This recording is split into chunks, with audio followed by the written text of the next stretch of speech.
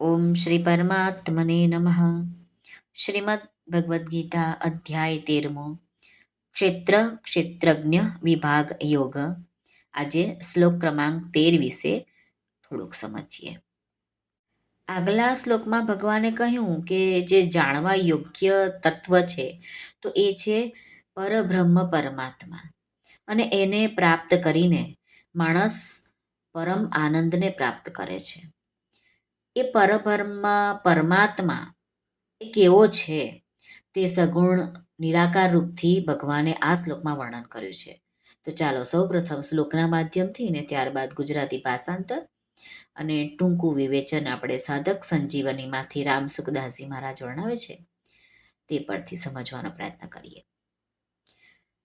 શ્રી ભગવાનુવાચ સર્વતઃ પાણીપાદં તત સર્વતોક્ષિક્ષિરો મુખમ સર્વતઃ શ્રુતિમલ્લોકે સર્વમાવૃત્ય તિષ્ઠતિ.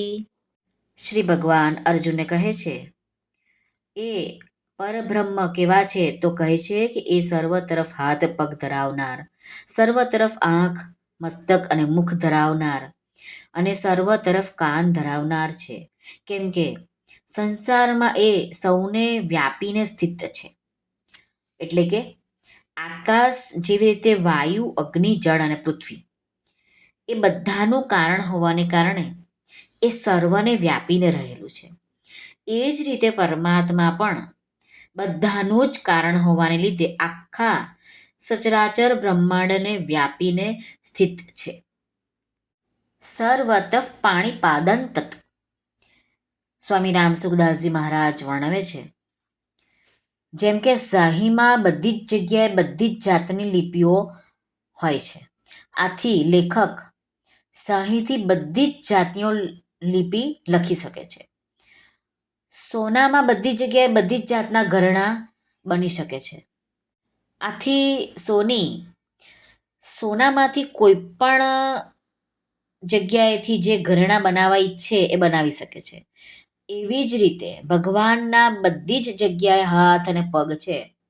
આથી ભક્તિથી ગમે ત્યાં જે કંઈ પણ ભગવાનના હાથોમાં આપવા ઈચ્છે છે, અર્પણ કરવા ઈચ્છે છે, તેને ગ્રહણ કરવાને માટે તે જ જગ્યાએ ભગવાનના હાથ હાજર છે.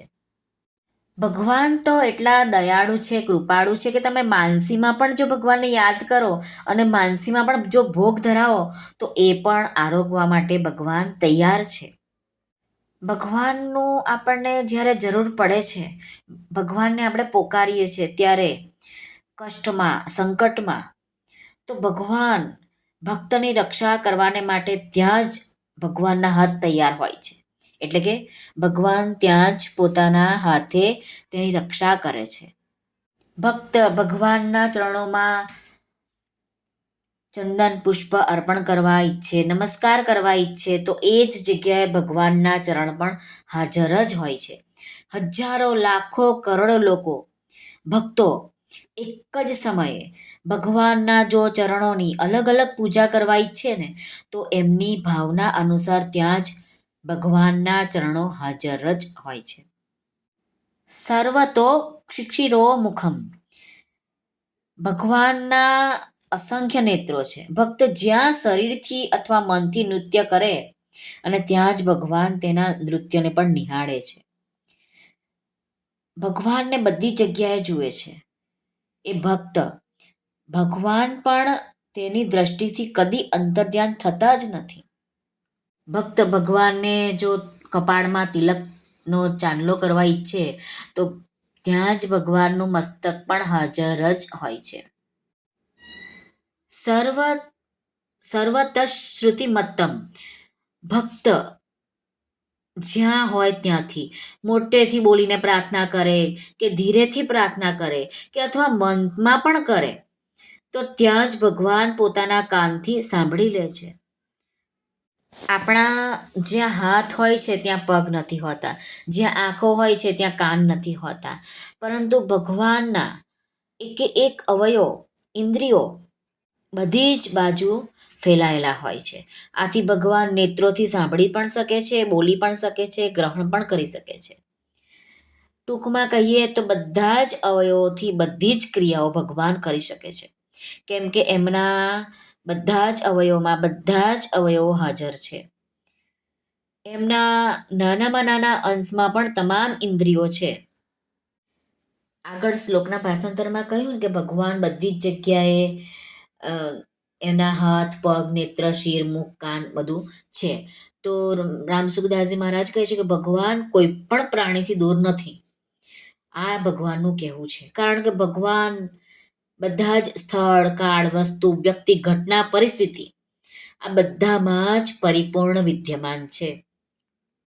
આપણને એટલે કે સંસારીઓને જેવી રીતે અંદર બહાર ઉપર નીચે બધી જ જગ્યાએ સંસાર જ દેખાય છે, તો એવી જ રીતે પરમાત્માને તત્વથી જાણવાવાળા મનુષ્યોને સાધકોને બધી જ જગ્યાએ પરમાત્મા જ દેખાય છે.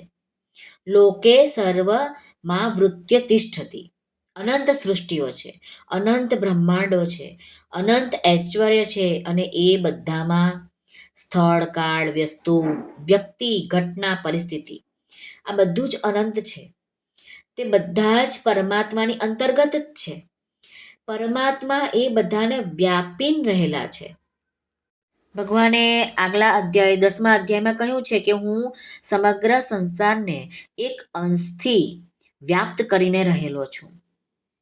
ટૂંકમાં સમજીએ તો રામસુખદાસજી મહારાજ કહે છે કે જેવી રીતે સોનાના ટુકડામાંથી આપણે કડું કંઠી હાર સેટ બધું જ બનાવી શકાય છે, એ જ પ્રમાણે લોખંડમાંથી હથિયાર બનાવાય અસ્ત્ર શસ્ત્ર બધું જ બનાવી શકાય છે, અને માટી ને પથ્થરમાંથી મૂર્તિ બનાવી શકાય છે.